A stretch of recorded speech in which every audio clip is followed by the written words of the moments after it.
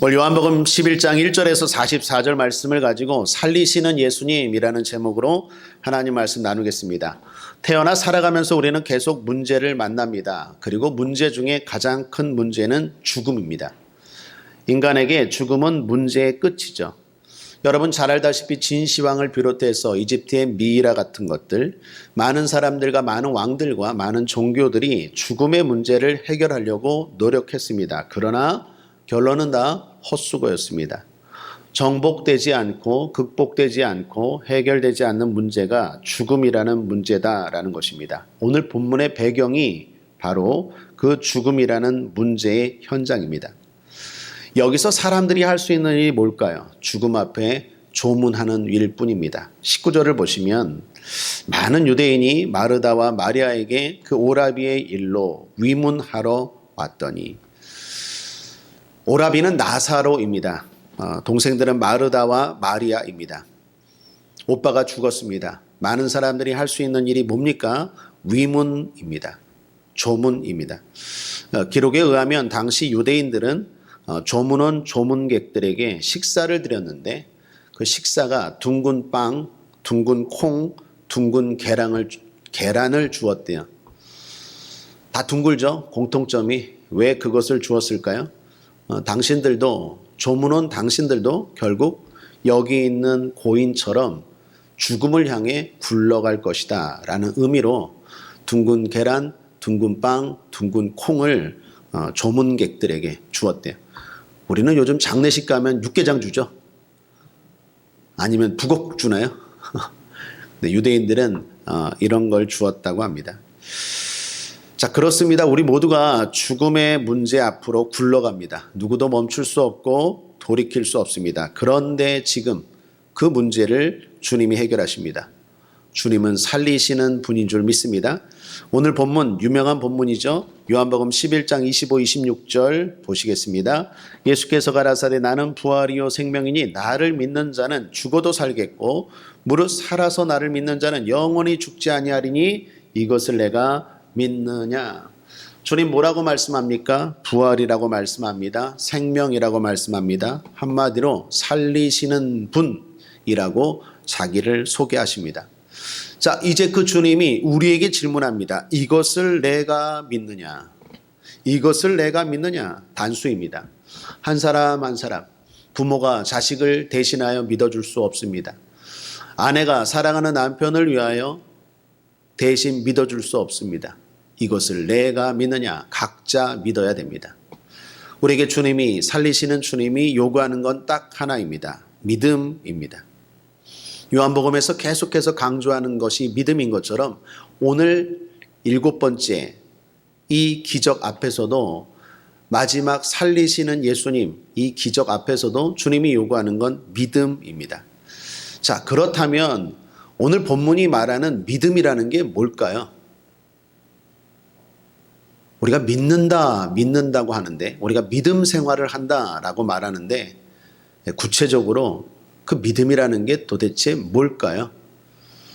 살리시는 주님, 부활이요 생명이신 주님이 이것을 내가 믿느냐라고 묻는데, 그 주님이 우리에게 요구하시는 믿음은 어떤 것일까요?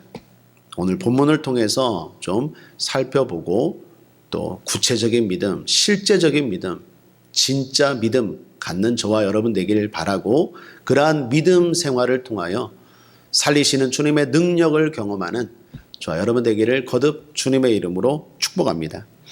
첫 번째로는 내 뜻대로 되지 않아도 기대하는 것, 그것이 믿음입니다.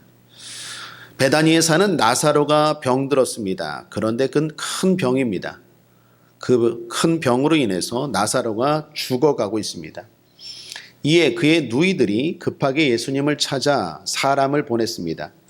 나사로의 가족은 평소 예수님과 친밀하고 가까운 사이였던 것 같습니다. 예수님의 사역에 크고 작은 문제를 도와줬던 사람들입니다. 여러분 기억나십니까? 마리아는 예수님께 귀한 향유를 부은 여인이죠. 그리고 마르다도 그렇고 오빠 나사로도 예수님을 사랑했습니다. 예수님도 이들을 사랑했죠. 그랬던 나사로가 죽어갑니다. 3절을 보시면 이에 그 누이들이 예수께 사람을 보내어 가로되 주여 보시옵소서 사랑하시는 자가 병들었나이다 하니, 여기 사랑하시는 헬라어가 그 뜻이 친구처럼 사랑하는 자라는 의미도 있습니다. 그래서 어떤 학자들은 나사로가 예수님과 동년배였을 것이다. 더 나아가서 절친 또는 친구 이 정도의 관계였을 것이다 라고 주장하는 학자들도 있습니다. 어찌되었건 분명한 것은 예수님이 평소 가깝게 지내고 사랑스럽게 여겼던 사람입니다. 그 사람이 죽었습니다. 여러분 같으면 어떻게 하겠습니까? 당장 모든 걸 내려놓고 일하고 있다면 월차를 쓰든지 조퇴를 하든지 어떤 상황이든지 급하게 뛰어갈 거 아닙니까? 그런데 웬일 예수님이 서두르지를 않습니다. 17절을 보시면 예수께서 와서 보시니 나사로가 무덤에 있은지 이미 나으리라.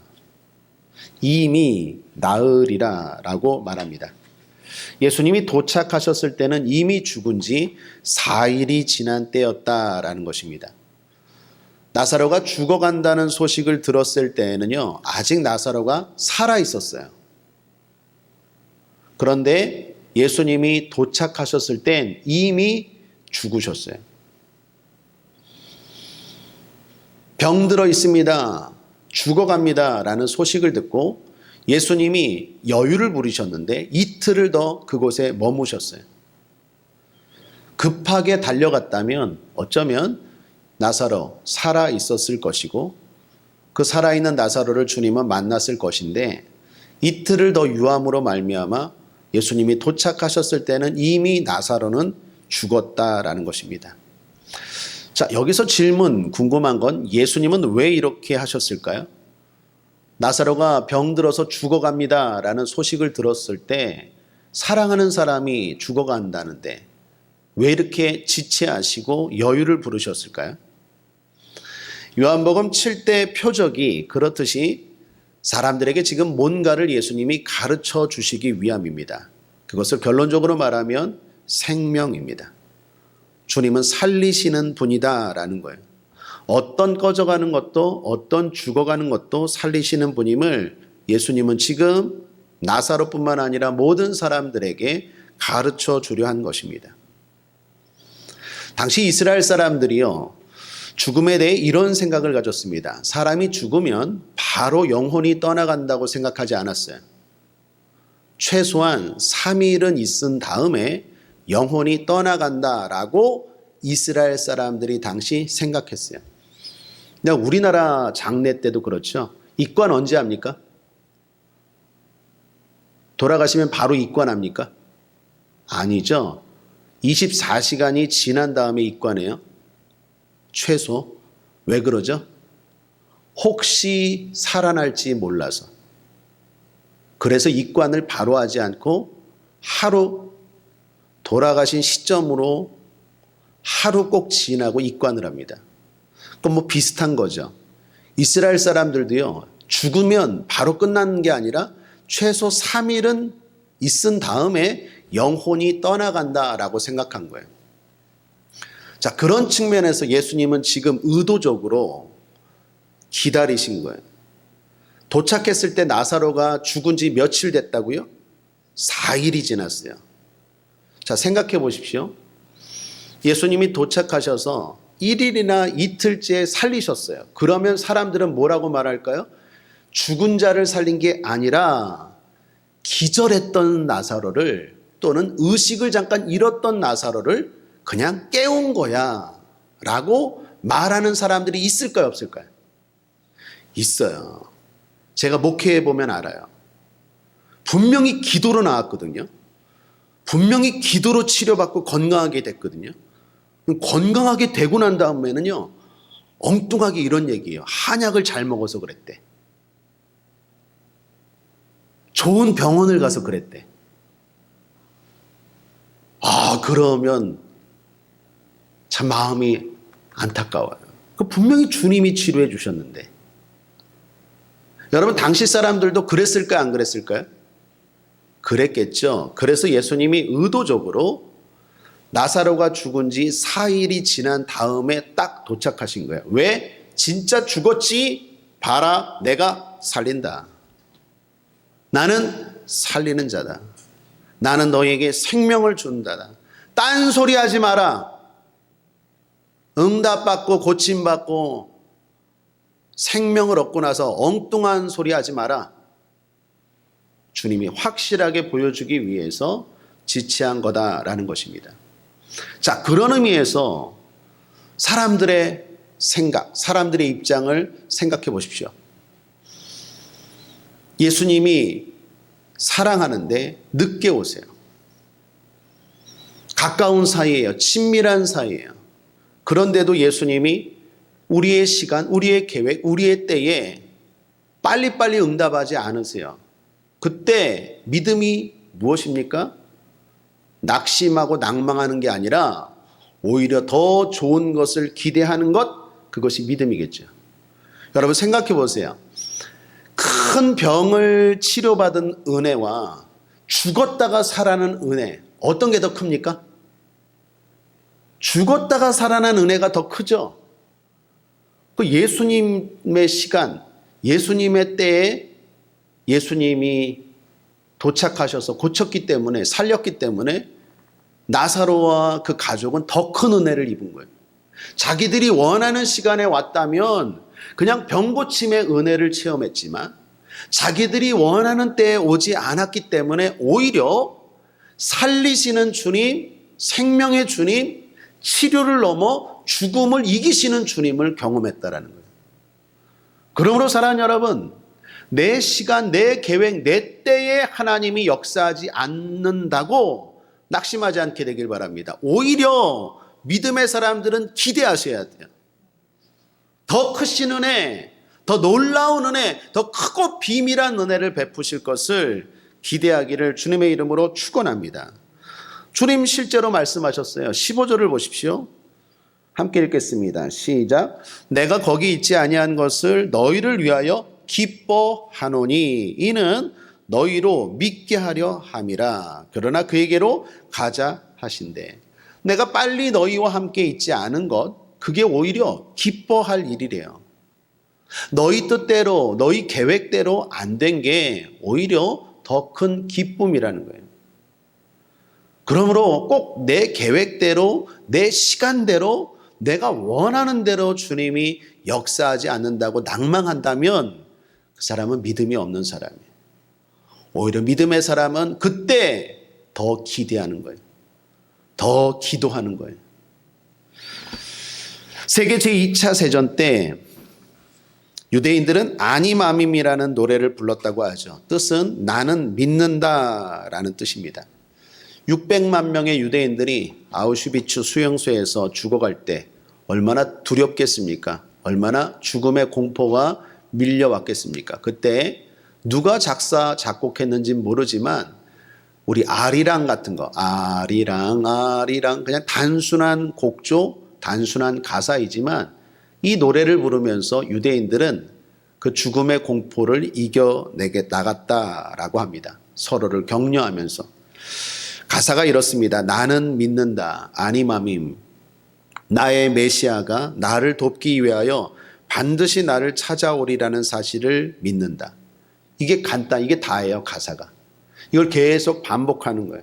나는 믿는다. 나의 메시아가 나를 돕기 위하여 반드시 나를 찾아오리라는 사실을 믿는다. 그런데 노래를 그렇게 부르는데 주님이 빨리 안 오셔요. 두려워요. 염려돼요. 불안해요.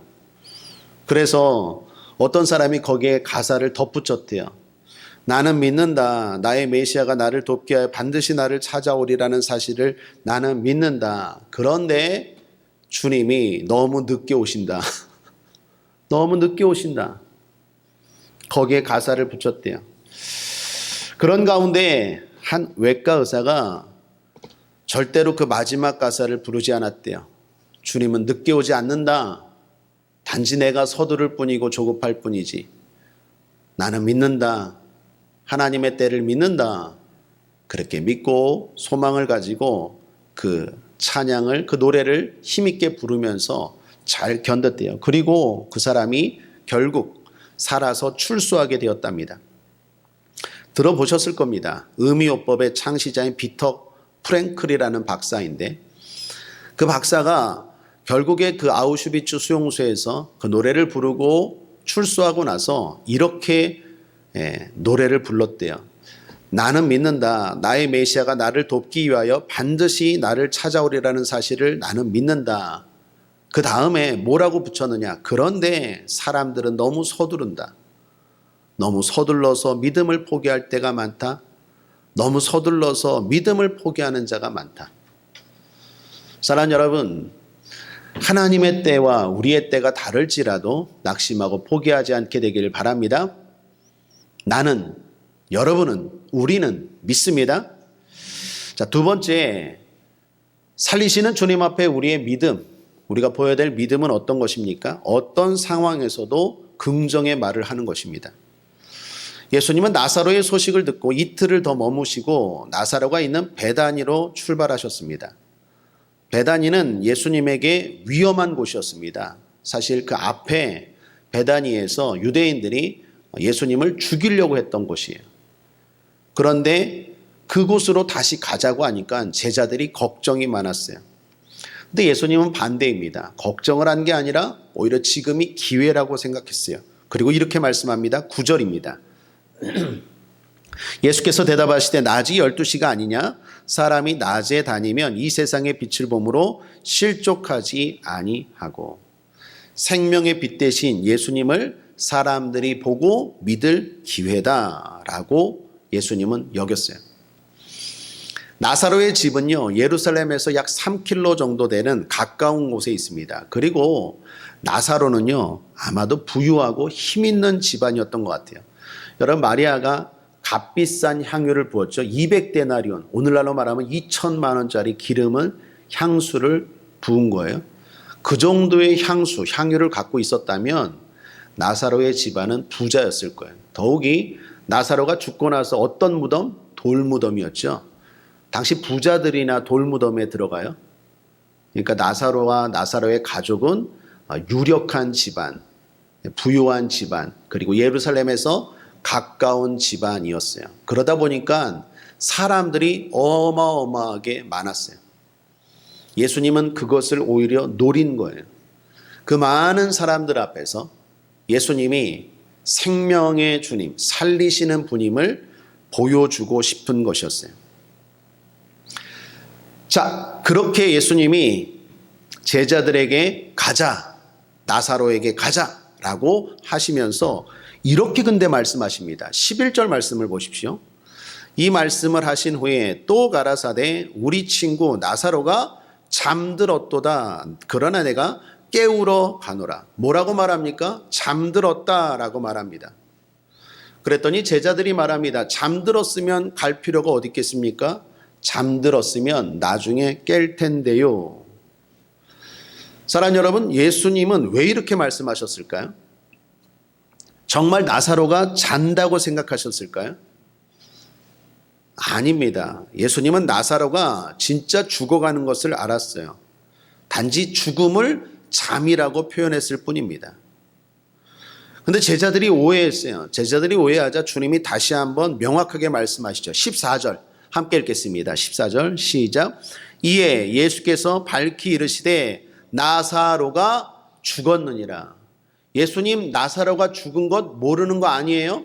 분명히 알고 있어요. 현실을 명확하게 인지하고 있어요. 그런데 예수님은 죽음을 잠이라고 표현하십니다.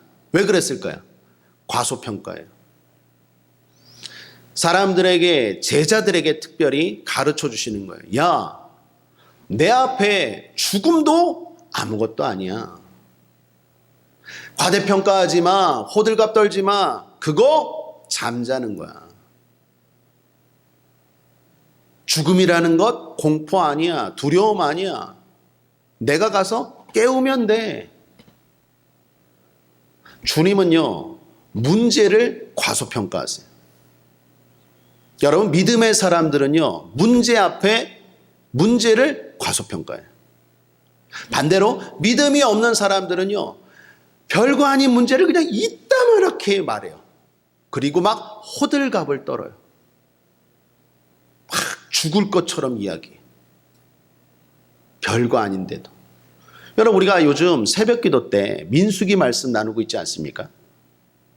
민수기 13장에 보면 가데스 바네아에서 이스라엘 백성들이 가나안 땅을 두고 정탐꾼을 보내죠.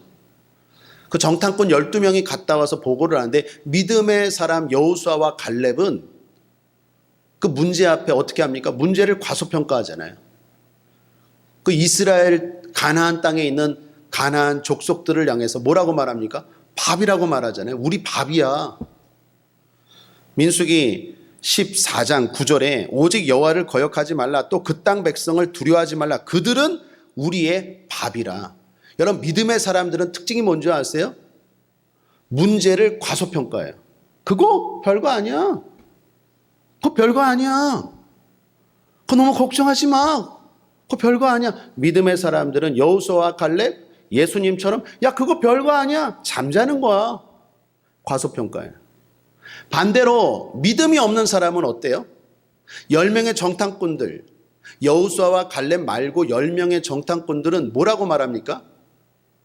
벌벌벌 떨면서 우리가 메뚜기라느니 뭐니 막 그러면서 호들갑을 떨죠. 민수기 13장 33절에 거기서 또 네피림 후손, 아낙 자손, 대장부들을 보았나니 설명도 길어요. 막 이렇게 말하는 거예요. 거기 있잖아. 엄청나게 큰 거인들이 있어. 뭐 대장부 같아. 용감해. 등치도 큰 데다가 싸워서 이길 수도 없을 것 같아. 대장부들이야. 그러면서 말하기를 그들이 우리를 봤을 때 스스로 보기에도 메뚜기 같으니 그들의 보기에도 그와 같았을 것이네. 여러분, 밥과 메뚜기예요. 잘 보십시오. 믿음이 없는 사람들은요, 문제를 크게 말해요. 그리고 호들갑을 떨어요. 아유, 내가 죽을 뻔했대. 막. 죽기는 왜 죽어요? 맨날 보면서. 오늘도 또 예배 드리면서. 근데 말은 막 죽을 것처럼 얘기해요. 막 문제를. 왜 그런 줄 아세요? 믿음이 없어서 그래요. 믿음의 사람들은요, 문제 앞에 호들갑 떨지 않아요. 그거 이기면 되지 뭐. 있으면 먹고 없으면 금식하면 되지 뭐. 우리 순복음의 최자실 목사님 스피릿이라고 하죠. 아이고 집에 쌀이 떨어졌는데 어떻게? 아이고 이번 달 월급이 어떻게 압권인데 아이고 이번에 뭐 돈이 어떻게? 믿음의 사람들 뭐라고 말합니까? 아, 있으면 먹고 없으면 금식. 간단하게 생각해요. 그런데 믿음이 없는 사람 아이고 막 아이고 죽을 것 같아요. 뭐 어쩌고 저쩌고 호들갑을 떨어요. 여러분, 오늘 이 예수님의 이 긍정의 말을 본받아야 돼요. 한번 따라하겠습니다. 그거 자는 거야. 그거 우리 밥이야. 그거 아무것도 아니야. 그거 기도하면 돼. 안 되면 굶지 뭐. 뭐 그렇게 호들갑을 떨어. 심지어 죽으면 천국이지 뭐. 아멘이죠. 그 주님 부르시면 그냥 천국 가면 되고 좀 더 살라고 하면 사명 감당하면 되고 뭐 그렇게 걱정이야. 할렐루야. 믿음이라는 건 뭡니까? 어떤 상황 앞에서도 어떤 문제 앞에서도 긍정의 말을 하는 거예요.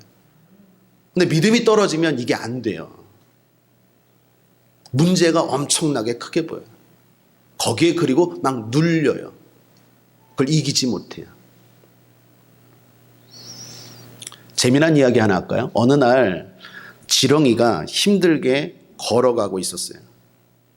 그런데 그 옆을 굼벵이가 지나가고 있었어요. 굼벵이가 지렁이를 보니까 너무 딱한 거예요. 막 이렇게 지렁이 봤죠? 요즘 비 올 때 지렁이 얼마나 이렇게 느리게 갑니까? 굼벵이가 보니까 너무 불쌍한 거예요. 그래서 지렁이한테 그랬어요. 야, 내 등에 타. 지렁이가 굼벵이 등에 탔어요. 야, 너무 빨라. 어지러워 죽겠어. 멀미나. 좀 천천히 가. 굼벵이하고. 그렇게 굼벵이하고 지렁이가 이렇게 가는 걸 옆에서 거북이가 봤대요.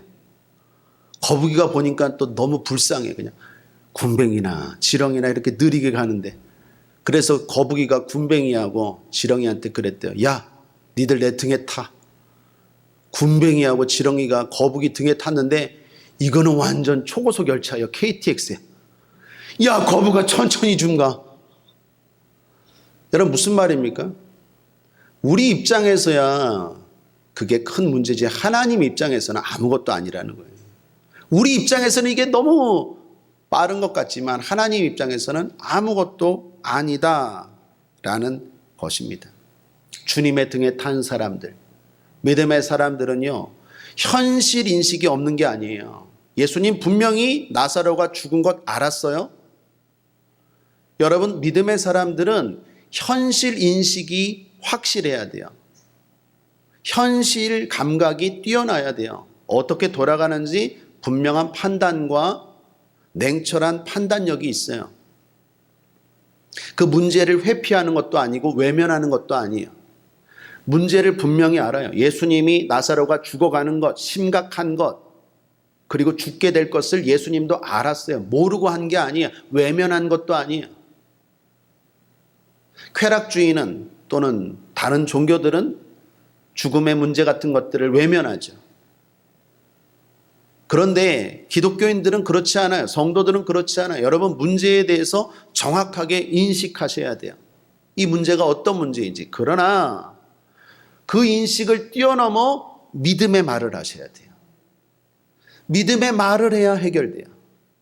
똑똑하게 분석한다고 해결되는 게 아니라 똑똑하게 분석해야 되지만 그걸 뛰어넘어 주님을 믿고 말할 때 해결되는 줄 믿습니다. 주님의 등에 탄 사람들은 어때요? 아무것도 아닌 것처럼 이야기해요. 근데 여기서 끝나지 않아요. 거북이 이야기 또 있습니다. 거북이가 이 둘을 태우고 지나가는데 갑자기 토끼가 옆에서 뛰어가면서 거북이 뒤통수를 탁 치고 쌩 하고 지나갔대요. 그랬더니 거북이가 열받아서 군뱅이하고 지렁이한테 이렇게 말했대요. 야, 니들 다 내려봐. 웃지도 않으시네요. 무슨 말입니까? 여러분, 거북이가 토끼를 상대할 수 있어요? 스스로의 힘으로 상대할 수 있습니까? 없죠. 우리도 마찬가지예요. 우리가 문제를 무조건 과소평가하는 것도 문제예요. 기도하고 주님 붙잡고 믿음으로 살 때 문제를 과소평가하는 것이 정상이지, 무조건 기도도 하지 않고 주님도 의지하지 않고 예배도 드리지 않으면서 신앙생활하지 않으면서 그 문제 아무것도 아니야 하면 그것도 문제라는 거예요.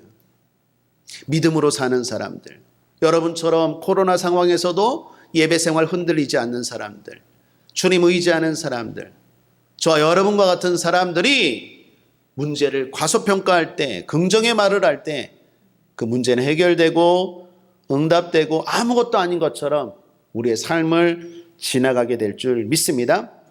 세 번째, 믿음이라는 게 뭡니까? 절망적인 상황에서도 희망을 놓지는 않는 거죠. 자, 드디어 예수님이 나사로가 있는 베다니 지역에 도착했습니다. 그때 마르다가 마중 나와 있었어요. 그리고 이렇게 말합니다. 21절 함께 읽겠습니다.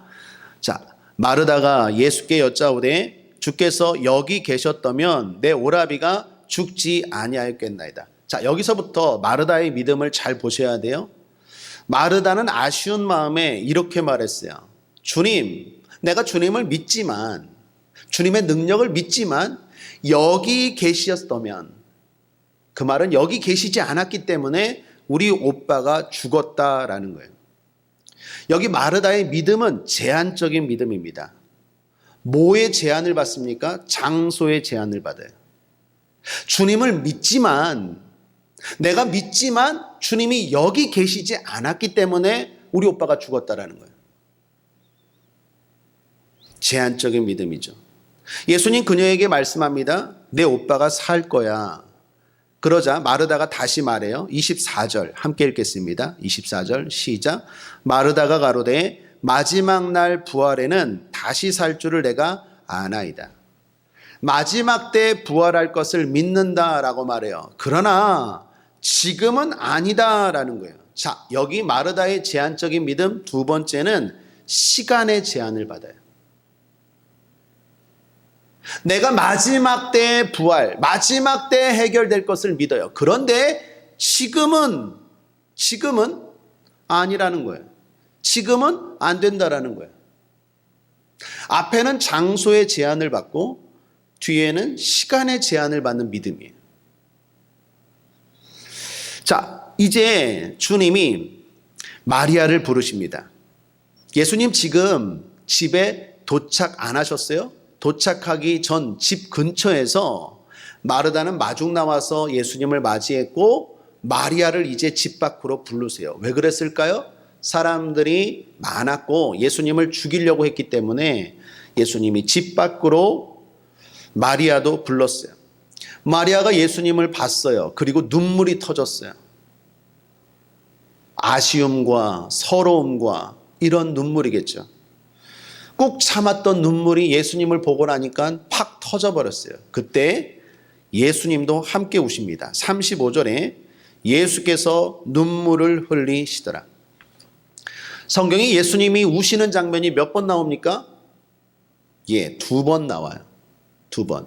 예루살렘을 향해서 우실 때 한 번, 그리고 오늘 본문에서 한 번. 성경에서 예수님이 우시는 장면이 딱 2번 나와요. 자, 오늘 여기서 예수님은 왜 우셨을까요? 예수님의 우신 거에 대해서 사람들이 이런저런 생각을 했어요. 첫 번째는 36절을 보십시오. 그 다음 절. 이에 유대인들이 말하되 보라 그를 어떻게 사랑하였는가 하며 사람들은 생각했어요. 아, 예수님이 우시는 걸 보니까 저 가정을 대단히 사랑했나 보다라고 생각했어요. 또 다른 사람들은 이렇게 생각했어요. 37절. 그중 어떤 이는 말하되 송경에 눈을 뜨게 한 이 사람이 그 사람은 죽지 않게 할 수 없었더냐 하더라. 아, 예수님이 우시는 것은 능력이 없어서, 그러니까 살리고는 싶은데 능력이 없어서. 앞에 소경은 고쳤잖아요. 소경은 치료했지만 죽은 자는 살릴 수 없기 때문에 능력이 없어서 안타까워서 울고 있나 보다라고 생각했어요. 다 오해입니다. 다 틀렸어요. 예수님이 진짜 우신 이유, 눈물의 의미는 뭘까요? 불쌍해서도 아니고 할 수 없어서도 아니에요. 여러분, 예수님 지금 나사로 살립니까? 안 살립니까? 살리잖아요. 살리는데 왜 울어요? 내가 살릴 건데 울어요. 왜 울어요? 그러니까 불쌍해서 운 것도 아니고 능력이 없어서 운 것도 아니에요. 예수님이 우신 이유가 뭔지 아십니까? 믿는다고 하는 사람들이 여전히 문제에 눌려서, 여전히 죄의 문제에 눌려서 그 문제를 해결하지 못하고 눌려 사는 것이 안타까워서 예수님 우시는 거예요. 동의하십니까? 사람들이 자유하지 못해요. 문제에 자유하지 못해요. 예수님을 믿는데요. 예수님의 능력을 믿는데요. 그런데도 여전히 문제에 묶여 살아요. 그게 예수님은 너무 안타까운 거예요. 마음이 화가 나는 거예요. 그래서 그 뒤에 보면 심령의 통분이 여기서. 왜 그런 거 있죠? 막 슬프기도 하고 화도 나고. 내 자녀들이 믿음이 있다고 하면서, 믿음이라는 건 능력인데 살리시는 주님을 믿는다고 하면서도 여전히 문제에 눌리고 고통에 눌려 사는 것이 안타까워서 예수님 어떻게 해요? 그래서 눈물 흘린 거예요. 종노릇하면서 사는 게 예수님 안타까워서 우신 것입니다. 자, 이제 예수님이 이제 본격적으로 나사로를 살리십니다. 나사로가 묻힌 돌무덤을 향하세요. 그리고 무덤을 막고 있는 돌을 옮겨 놓으라고 말씀하십니다. 그랬더니 마르다가 또 이렇게 말해요. 39절 함께 읽죠. 시작. 예수께서 가라사대 돌을 옮겨 놓으라 하시니 그 죽은 자의 누이 마르다가 가로되 주여 죽은 지가 나흘이 되었음에 벌써 냄새가 나나이다. 자, 여기 또 세 번째, 또 하나 마르다의 제한적인 믿음의 모습이 나옵니다. 마르다는 이성과 상식의 제한을 받아요. 주님을 믿는데요. 주님이 문제를 해결하시는 분임을 믿어요. 그러나 이것은 아니라는 거예요. 주님, 벌써 시체가 죽은 지 나흘이나 됐어요. 썩은 냄새가 나요. 내가 주님을 믿지만 이건 도저히 상식에 어긋나는 일이에요. 안 돼요. 라는 거예요. 자, 잘 보십시오. 여기 마르다를 잘 보십시오. 예수님을 믿는다고 말하면서 장소의 제한을 받아요. 주님을 믿지만 여기에 주님이 안 계셨기 때문에 죽었다라는 거예요. 주님을 또 믿는다고 말해요. 그러면서 시간의 제한을 받아요. 주님, 내가 주님을 믿지만 마지막 때 부활할 것을 믿지 지금 여기서 부활하고 이 문제가 해결될 것은 아니라는 거예요. 또 마지막 세 번째, 내가 주님을 믿지만 상식과 이성의 제한을 받아요. 이건 상식에 어긋나는 일이에요. 죽은 지 나흘이 됐어요. 이건 안 돼요. 여러분, 오늘 이 마르다의 모습이 우리의 모습 아닙니까? 주님을 믿는데요. 안 믿는 거 아니에요. 예배드려요. 기도해요. 주님을 믿는데요. 믿는다고 하면서도 뭐 이렇게 제약이 많아요. 토가 많아요. 주님, 내가 주님을 믿지만 주님이 여기 안 계셨어요. 내가 주님을 믿지만 지금은 아니에요. 내가 주님을 믿지만 이 상황은 끝난 상황이에요. 주님도 안 돼요. 혹시 이렇게 말하고 있지 않습니까? 사랑하는 여러분, 주님을 믿는다면 온전히 믿으십시오. 순복음 되시길 바랍니다. 순복음의 신앙 갖게 되길 바랍니다. 한다면 하십니다.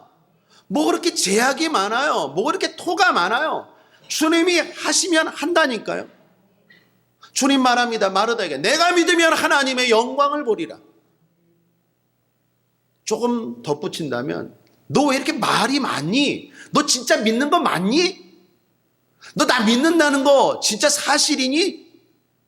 네가 믿으면 진짜 하나님의 영광을 볼 거야.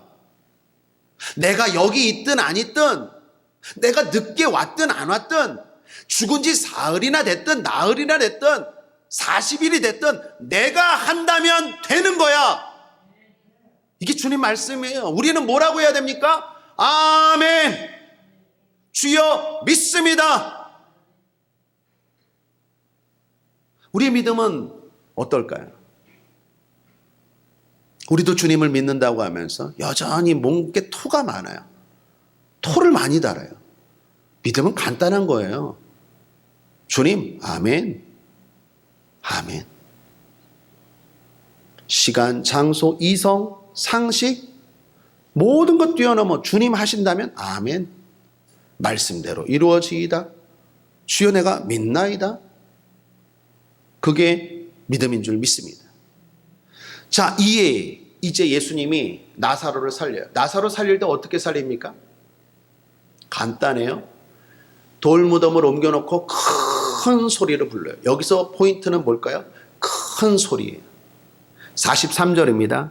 이 말씀을 하시고 큰 소리로 나사로야 나오라 부르시니. 여러분, 여기서 예수님이 큰 소리로 부르신 게 나사로를 위한 걸까요? 아니면은 거기에 모인 사람들을 위한 걸까요? 예를 들면 상상을 발휘해 보십시오. 예수님이 나사로야 나와라. 나사로야 나와라. 이러면 나사로가 안 나올까요? 작게 얘기하고 예수님이 생각만 해도 나사로는 살아날 거예요. 마음만 먹어도. 여기서 큰 소리로 말한 이유는 나사로 때문이 아니라 거기 모인 사람들을 일깨우는 거예요. 너희들이 믿는다고 하면서 자 봐라, 믿음의 능력이 뭔지, 내가 누구인지, 나는 살리는 걸 똑똑히 봐라. 내가 분명히 말한다. 내가 말했기 때문에 죽은 나사로가 나오는 거다. 그리고 큰 소리로 나사로 때문이 아니라 거기에 믿는다고 하면서 진짜 사실은 믿지 못하는, 뭐 이런 핑계 대고 저런 토를 달고 말이 많은, 진짜 믿지 못하는 그 사람들을 일깨우기 위해서 큰 소리로 말한 거예요. 어쩌면 오늘 주님이 이곳에서 저를 통해서 큰 소리로 말하게 하시는지도 모르겠어요. 사랑하는 여러분, 믿습니까? 여러분 믿으니까 예배 드리겠죠. 그렇다면 온전히 믿으십시오. 뭔 토가 많아요 그렇게. 주님이 하신다면 하시죠. 주님이 치료하신다면 치료하십니다. 주님이 해결하신다면 해결하십니다. 주님이 응답하신다면 응답하십니다. 뭐 마르다처럼 마리아처럼 뭐 주님이 여기 계셨다면 뭐 이거는 죽은 지 나흘이 되었고 그런 말 하지 마십시오. 주님이 하신다면 하시는 줄 믿습니다. 그게 우리 순복음이고 그게 하나님 앞에 복받는 자들의 온전한 믿음의 모습인 줄 믿습니다. 자, 오늘 이제 말씀을 마치겠는데요. 지금까지 수요 예배 동안 요한복음에 나오는 7대 표적을 살펴봤어요. 정리하면 첫 번째, 요한복음 2장의 가나의 혼인잔치가 첫 번째였죠. 두 번째, 요한복음 4장의 왕의 신하의 아들을 치유한 게 두 번째였어요. 세 번째, 38년 된 병자, 요한복음 5장의 베데스다 연못가에 그 사람 치유한 게 세 번째 표적이었어요. 네 번째는 요한복음 6장의 오병이어의 기적. 다섯 번째는 요한복음 또한 6장의 무리를 걸으신 기적. 그리고 여섯 번째는 지난 시간에 살펴봤던 요한복음 9장의 소경의 눈을 뜨게 한 것. 그리고 오늘 마지막 일곱 번째로 죽은 나사로를 살리신 기적입니다. 자, 기적들을 보시면요, 점점 해결하는 능력이 더 커져가죠. 처음에 물로 포도주 만들었어요. 근데 마지막 기적은요, 죽은 자를 살렸어요. 자, 이게 어떻게 시작됐습니까? 예수님이 이 7가지 표적을, 7가지 기적을 왜 행하신 줄 아세요? 오늘 그거 하나 끝으로 짚고 말씀을 끝내겠습니다. 요한복음 2장을 보십시오. 요한복음 2장 1절에 성경을 좀 넘기셔서 요한복음 2장 1절을 보십시오. 요한복음 2장 1절 함께 읽겠습니다. 시작. 사흘 되던 날에 갈릴리 가나에 혼인이 있어 예수의 어머니도 거기 계시고. 가나의 혼인잔치 하면서 이 부분을 일부러 안 다루었는데 예수님이 가나의 혼인잔치에서 물로 포도주를 만드실 때 그 시간이 나와요. 1절에 사흘 되던 날에. 자, 그러면 그 사흘은 어떤 걸 기준으로 사흘 되던 날일까요? 그 앞에 보시면 알겠죠? 그 앞에 요한복음 1장 50절을 한번 보실래요? 49절, 50절 보겠습니다. 함께 읽겠습니다. 시작. 나다나엘이 대답하되 라삐여 당신은 하나님의 아들이시요 당신은 이스라엘의 임금이로소이다. 예수께서 대답하여 가라사대 내가 너를 무화과 나무 아래에서 보았다 함으로 믿느냐? 이보다 더 큰 일을 보리라. 따라하겠습니다. 이보다 더 큰 일을 보리라. 여러분, 이 이야기는요, 빌립이 예수님을 먼저 만나고 나서 나다나엘에게 소개했어요. 야, 내가 예수님이라는 분을 만났는데 너도 예수님을 따라, 예수님을 믿고 따라가자. 그랬더니 나다나엘이 말합니다. 나사렛에서 무슨 선한 것이 나겠느냐. 그렇게 의심하고 안 믿는데 예수님이 나다나엘을 만났어요. 그리고 말합니다. 내가 너를 무화과 나무 아래에서 보았대요. 여러분, 무화과 나무 아래에서 보았다라는 것은 당시 무화과 나무는요, 경건 생활을 하는 곳이었어요. 기도를 하거나 성경을 읽는. 나다나엘은 종종 그렇게 했거든요. 예수님은 그걸 다 알고 있었던 거예요. 나만의 비밀, 나만의 골방, 그것을 예수님이 알고 있는 거예요. 나다나엘이 깜짝 놀랐어요. 주님, 그걸 어떻게 알았어요? 당신 정말로 예수님 하나님의 아들이시군요. 그랬더니 예수님이 하신 말이에요. 내가 너 무화과 나무 아래에 있다고 해서 네가 나를 믿느냐? 이보다 더 큰 일을 보리라 라고 말하면서 행한 기적이 요한복음 7대 기적이에요. 그때부터 사흘 되던 날에 가나의 혼인잔치를 기적이 일어났고 그 다음 기적, 그 다음 기적, 그리고 마지막 죽은 자를 살리는 오늘 나사로의 기적까지 되는 거예요. 오늘 저는 말씀을 이렇게 맺고 싶습니다. 사랑하는 여러분, 주님을 만났습니까? 주님을 믿습니까? 그 정도로 주님의 능력을 믿습니까? 주님 오늘 저와 여러분에게 말합니다. 이보다 더 큰 일을 내가 보리라. 점점 더 큰 하나님의 능력, 점점 더 큰 하나님의 기적, 이보다 더 큰 일을 보리라.